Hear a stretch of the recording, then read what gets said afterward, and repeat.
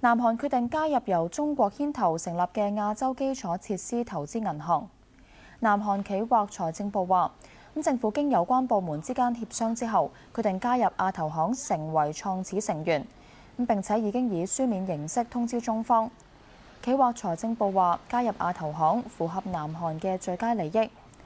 除咗南韓之外，美國喺亞太區內嘅盟友澳洲亦都表示有意加入，而日本就保持審慎嘅態度。休息一陣，返嚟會報道。港鐵南港島線整體工程完成咗84%，目標喺出年年底通車。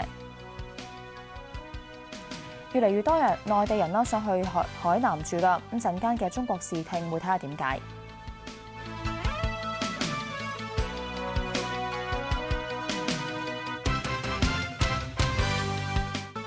返嚟新聞時間，工商銀行舊年多賺半成，純利有2758億人民幣。咁單計第四季就賺553億人民幣，倒退3%，超過市場預期。末期息每10股派2.554元人民幣，咁較前年減少2%。期內利息淨收入增長1%，非利息收入就上升4%，資產減值損失急增48%。工行話，雖然不良貸款率上升，但情況比起內地同業平均為佳，預期不良貸款率仍然有上升壓力。我們是1.13，那麼上升了19個 BP。應該說，工商銀行在整個銀行業裡面，儘管是雙升的，但是感覺到資產質量總體在同業還是比較優秀的。中國經濟處於當前3期跌價狀態。那麼去產能、去槓桿、去庫存，應該來說還有一個比較長的這麼一個結構調整的過程，所以反映在銀行的資產質量呢，估計還會有持續的壓力。昆侖能源舊年業績倒退1%，全年純利超過56億，派末期息每股20仙。咁期內主要業績盈利都下跌。勘探與生產業務盈利跌超過30%，跌至大約15億，主要係由於國際油價快速下跌，壓縮業務利潤空間。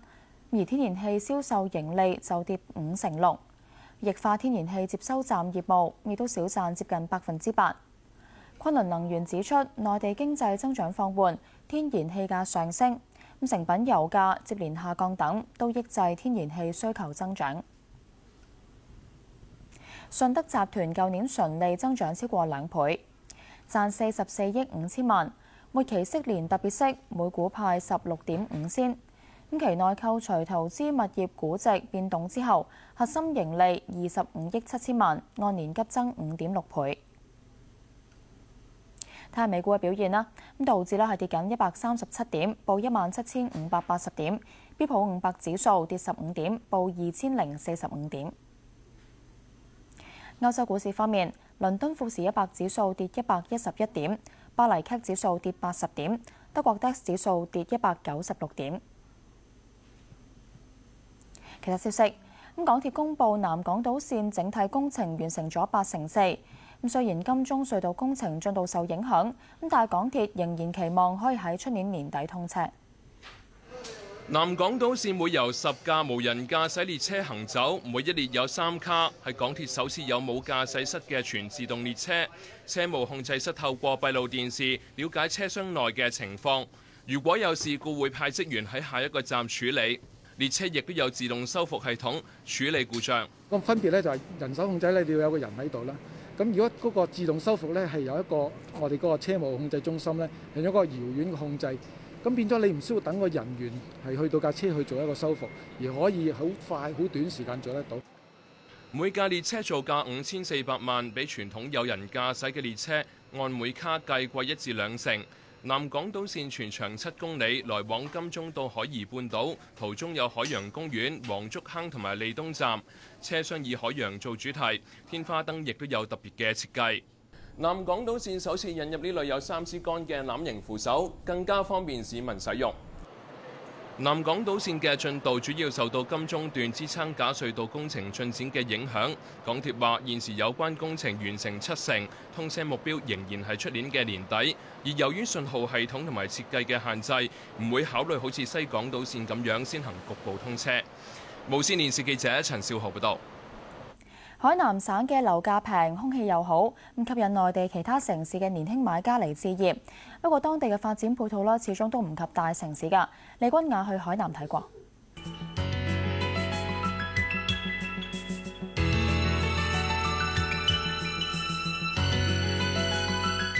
喺遼寧出世嘅夏先生，大學畢業之後被派到嚟海南做港口建設嘅工作，一嚟就30年，喺呢一度置業成家。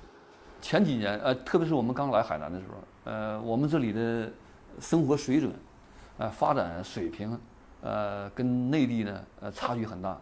那個時候，當時，我在我們同學面前呢，是我來一個壞的地方，在他們面前抬不起頭，是來了一個很壞的地方。那麼若干年過去以後，壞事變成好事了，他們呢，非常羨慕。羨慕係因為當全國1/4面積受到霧霾籠罩嘅時候，內地環境部門統計，海南就係全國空氣最清新嘅省份。雖然夏先生並唔係為咗避霧霾避難到嚟海南，但係佢話而家就算上廣州，亦都非常唔習慣。過去我在廣州工作，每個星期天呢要回來，坐飛機。那麼回來的時候呢，就有這麼一個感覺，就像這個魚從渾水裡一下掉到清水裡一樣。另外身體呢，呼吸道有些不適，有點感冒的感覺。那麼回來以後，一下飛機很快就沒有了。海南嘅房地產市場一直吸引北方人嚟買，方便佢哋度假避寒。但有當地嘅業界人士話，近年外省人嚟置業長住嘅比率不斷增加。大概到07年前後的時候呢，基本上有一些樓盤大概是5:5的概念，那在07年以後呢，一直到現在，有總體平均上來看，是外地客戶佔到了70%，本地客戶只佔到了30%，有的樓盤甚至是幾乎達到90%，特別是三亞的有些樓盤。佢認為海南省政府應該把握時機，做好城市規劃配套，好似係教育同醫療，吸引呢一批氣候難民嚟移居。海南由於空氣好，被譽為係國家嘅陽台。不過就喺上個月就試過有空氣污染嚴重嘅日子。有評論話海南要保持優勢，就唔能夠忽視生態保育。無線電視記者李君雅喺海南報道。已故新加坡建國總理李光耀靈柩移送至國會大樓之後，繼續有大批民眾向佢道別。馬來西亞首相納吉布亦都嚟到致哀。公眾瞻仰第二日，繼續有大批民眾排隊向新加坡國父李光耀作最後送別，有人帶同鮮花致意。相比起琴日，今日嘅輪候時間雖然一度較短，但到挨晚嘅時候，仍然需要等候約8個鐘先至可以入內。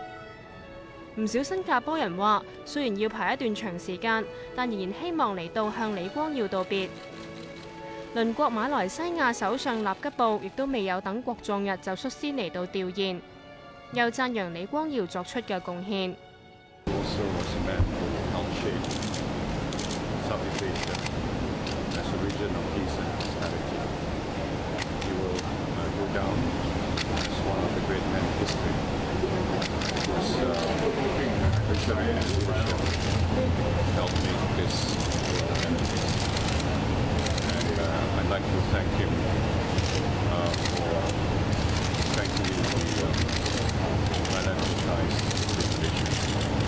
而新加坡國會亦舉行特別會議向李光耀致敬。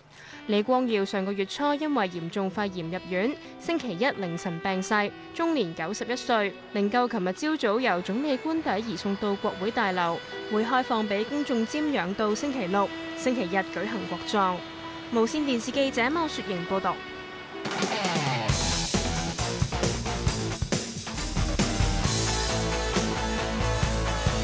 早前撞車缺席1級方程式澳洲站嘅阿朗素，證實可以喺馬來西亞站出賽。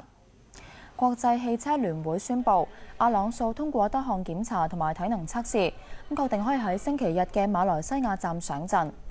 阿朗素亦都喺記者會上逐一澄清有關佢嘅傳聞。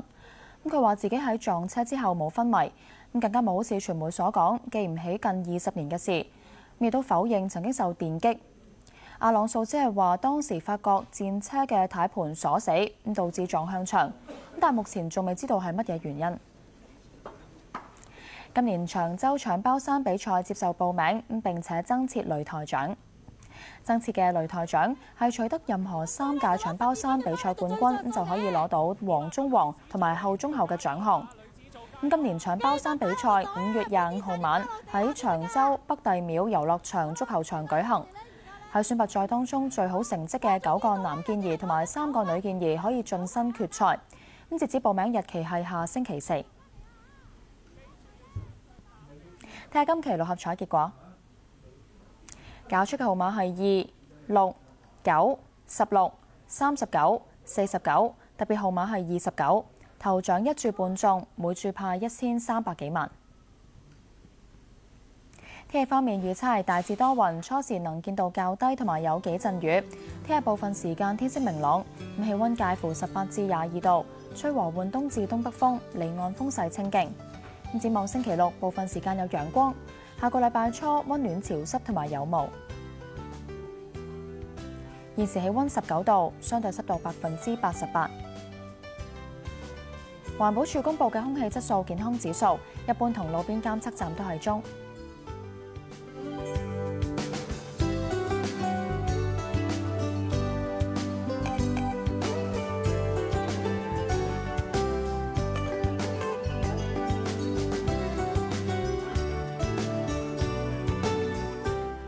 休息返嚟有財經多角度。